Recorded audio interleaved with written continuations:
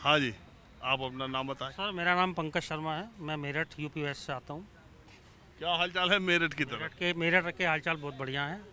फिजा बात फिजा बताइए, बहुत अच्छी है। मेरठ में और बागपत में और मुजफ्फरनगर में क्या चर्चा चल रही है? जयंत चौधरी के बारे में कंफ्यूजन लोगों को है कि कुछ क्लियर हो रहा है? कोई कन्फ्यूजन नहीं है जयंत चौधरी के बारे में। जयंत चौधरी जो अपने कमिटमेंट को बड़ा ऑनर देते हैं, वो कहीं नहीं जा रहे, वो इंडिया के साथ है जयंत चौधरी।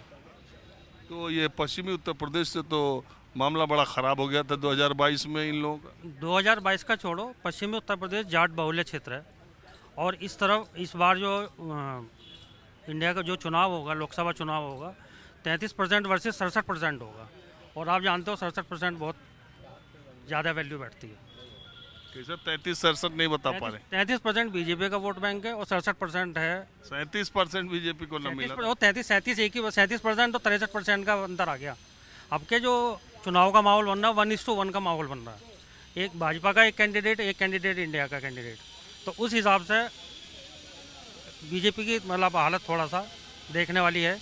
और यही बौखलाहट एमपी में दिख रही है। एमपी विधानसभा चुनाव से पहले ही इन्होंने अपने कैंडिडेट की घोषणा कर दी, जिससे वहाँ पे भागम भाग मच रही है। रोज़ एक नया कैंडिडेट छोड़ कर बीजेपी कांग्रेस में आ रहा है। सिर्फ यही है कि और कैंडिडेट ना भागें। आप किस पार्टी के हैं? हम तो नॉर्मल हैं जी। हम तो नॉर्मल हैं, अब किसी पार्टी से बिलोंग नहीं करते। और चौधरी साहब है? पंकज शर्मा हूँ जी, मैं पंडित हूँ, मैं ब्राह्मण हूँ।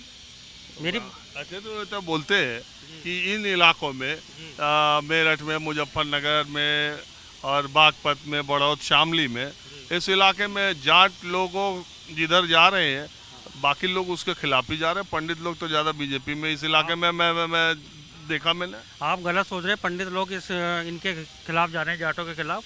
इस बार जो वोट बैंक है, कई खिलाफ नहीं, अलग अलग मैं कह रहा हूँ। अलग अलग नहीं जा रहे पंडित। कुछ बीजेपी में भी हैं, कुछ कांग्रेस में भी हैं, कुछ बहुजन समाज पार्टी को भी देते हैं। क्योंकि मायावती ने ब्राह्मणों का थोड़ा बहुत सम्मान किया है, तो इसलिए ब्राह्मण में उसमें बसपा में भी है। लेकिन मेजोरिटी जो है ब्राह्मणों की, वो कांग्रेस के साथ ही है, थी और है और रहेगी आगे। कांग्रेस के मेजोरिटी वहीं रहेगी। अरे ब्राह्मण तो जिधर वो है एक शेर ना, अपनी देखो ब्राह्मण जहाँ जाता है वहीं पासा पलट जाता है। अपनी मर्जी के सफर में कहाँ हम ब्राह्मण हैं। शेर रुख हवाओं का जिधर का उधर के हम हैं। मायावती की सरकार बनी तो ब्राह्मणों की वजह से, बीजेपी की सरकार बनी तो ब्राह्मणों की वजह से, सपा की भी सरकार आती है तो उसमें भी ये तो सब सरकार में। और कांग्रेस का कहते हैं कि ये तो हमारी पार्टी ही है। अभी आपने भाई साहब से एक सवाल पूछा, भाई साहब ने बहुत अच्छा जवाब दिया कि जो चुनाव है जाति धर्म के आधार पर नहीं होना चाहिए। ये जो पार्टी है, ये ऐसा होगा? नहीं होगा। जाति धर्म के उस पर चुनाव इन्होंने लड़के देख लिया। कर्नाटक का चुनाव जाति धर्म के आधार पर लड़के देख लिया। बजरंग वर्सेस बजरंग बली करके देख लिया। लेकिन जनता ने इनके सभी मुद्दों को नकार दिया। जनता जो चाहती है, बेसिक मुद्दा चाहती है, रोजगार का मुद्दा चाहती है। अभी देखिए, मोहन भागवत जी ने कहा कि हिंदुओं को जाति से ऊपर उठकर एक हो जाना चाहिए। दरअसल बात यह है कि हिंदुत्व और जातिवाद ये दोनों परस्पर विरोधी चीज़ें हैं। अगर आप हिंदुत्व की बात करते हैं तो उसमें जातिवाद आपके न चाहने से भी आता है। लेकिन दक्षिणपंथी लोग, आरएसएस और बीजेपी के लोग चाहते हैं कि जाति की बात ना हो, हिंदू की बात हो। और जो बैकवर्ड पॉलिटिक्स करने वाले लोग हैं, जिसको सामाजिक न्याय का नारा दिया जाता है, वो हमेशा जाति की बात को, जनसंख्या के हिसाब से हिस्सेदारी को, इसको अपना मुद्दा बनाते हैं। इसीलिए जातिगत जनगणना की डिमांड भी होती रहती है। हाँ? हिंदुत्व का जो मुद्दा है वो बीजेपी का मुद्दा है। हिंदुत्व कुछ नहीं है। हिंदुत्व क्या है, हिंदू क्या है और हिंदुत्व क्या है? हिंदुत्व हमारा किसी भी, हमें हमेशा दूसरे के धर्म का सम्मान करना चाहिए। जो सामने वाला हमारे धर्म का सम्मान करे उसको हिंदुत्व कहते हैं। किसी से नफरत ना करना, किसी से द्वेष ना रखना, उसको हिंदुत्व बोलते हैं। आपका क्या विचार है? कुछ है? हाँ, कोई उदास लग रहे, कोई बात? नहीं, कुछ सर में दर्द है, जुकाम है, सर में दर्द है। बताइए आप। जुकाम और सिर दर्द एक साथ? हाँ, हमारा किस मामले में विचार पूछना चाह रहे हैं आप? आप क्या करते हैं? मैं भी सेल्स में हूँ, सर का जूनियर हूँ। तो जो ये कहेंगे नहीं, खाता न वही, जो बॉस कहे वही सही। वो इनकी विचारधारा अलग है। विचारधारा अलग हो सकती है। हम जिस प्रोफेशन में उसके लिए बहुत जो कहेंगे वो सही है। हम पार्टी आपके क्या विचारधारा? किस मामले में? नहीं, नेतागिरी, सियासत, पार्टी चुनाव।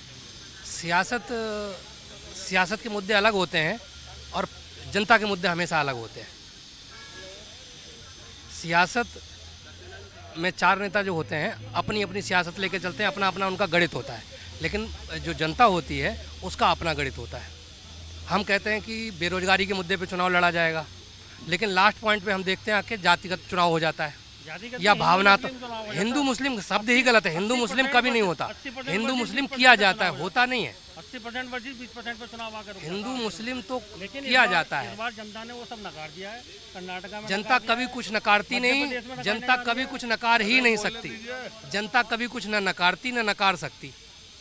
जनता को एक को चुनना है, 4 ऑप्शन है आपके सामने, उन्हीं में से चुनना है और चारों एक ही है, चारों एक ही है, तो मुखौटा अलग अलग। मुखौटा अलग अलग है और उन्हीं 4 में से चुनना है। जनता तो परेशान है, बस बोले वोट हमको दे दो, हम ये कर देंगे। अच्छे दिन आए नहीं आए? अच्छा, कुछ सुधार हुआ, अच्छे दिन आए, मैं बताता हूँ, अच्छे दिन आए। कुछ सुधार हुआ। किस चीज में?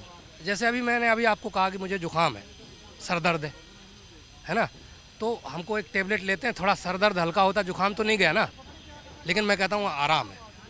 तो ऐसे ही हमने देखा कि कुछ चीज़ें जो पहले से परेशान थे लोग, अब मैं ये नहीं कहूँगा कि वो गवर्नमेंट की वजह से है, ग्रोथ तो ग्रोथ है, वो तो होनी है, सरकार ने की, समाज ने की, इंडस्ट्री ने की, समय ने की, ग्रोथ हुई है। कुछ संतोष हुआ पब्लिक को, कुछ लोगों को संतोष नहीं है।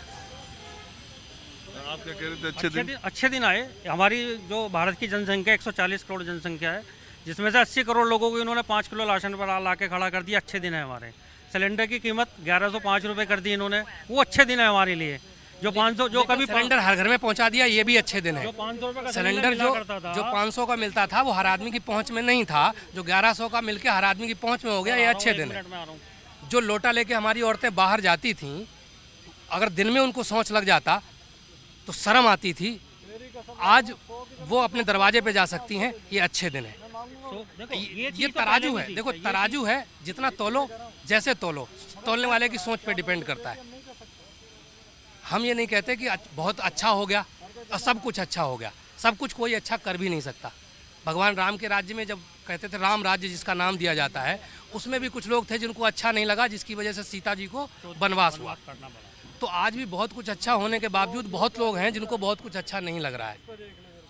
तो सबको अच्छा नहीं लगाया जा सकता, लेकिन फिर भी मेरी अपनी जो सोच है कि बहुत कुछ अच्छा हुआ है।